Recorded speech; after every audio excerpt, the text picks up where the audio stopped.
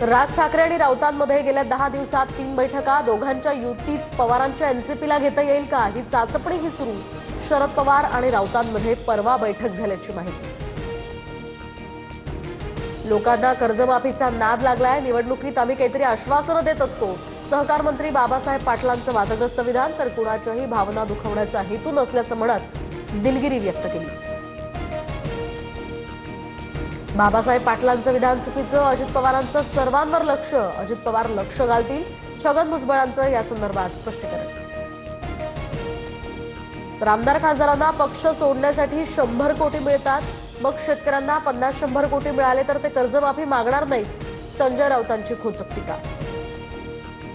सरकारमधील लोकांनी अशी वक्तव्य करू नयेत. नुकसानग्रस्त भागातील सर्वेक्षणानंतर निर्णय जाहीर होईल. बावनकुळेंची प्रतिक्रिया. शिफारस केली मात्र सीपींनी परवाना दिला नाही. कुणाचा दबाव होता चौकशी होणार. कुणाचीही चूक असल्यास ऍक्शन घेण्याच्या सूचना. अजित पवारांची माहिती. घायबळ संदर्भातील आरोपांनंतर योगेश कदम शिंदेंच्या भेटीला. तर गुन्हे असलेल्या एकाही व्यक्तीला शस्त्र परवाना दिला नाही. पोलीस आयुक्तांच्या सहीनंच परवाना मिळतो.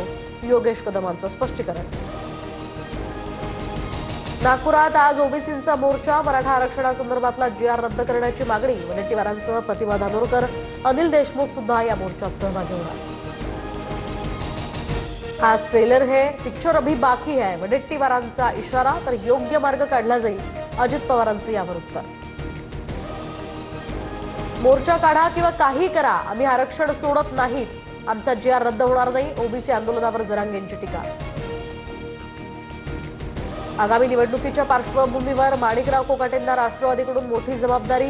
नाशिक, धुळे आणि जळगावचे संपर्क मंत्री म्हणून कोकाटेंची निवड. कफ सिरप प्रकरणी सुप्रीम कोर्टानं याचिका फेटाळली. दाखल केलेली याचिका वर्तमानपत्रातील वृत्तांवर आधारित. सॉलिसिटर जनरल यांचा युक्तिवाद.